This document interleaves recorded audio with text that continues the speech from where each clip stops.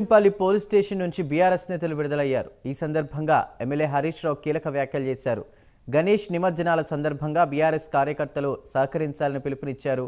అంతా నిరసనలు ఆపేసి శాంతించాలన్నారు. అధికారం ఎవరికి శాశ్వతం కాదని, ఈ విషయాన్ని పోలీసులు గుర్తుపెట్టుకోవాలని సూచించారు. అధికారులు ఏకపక్షంగా వ్యవహరించవద్దని అన్నారు.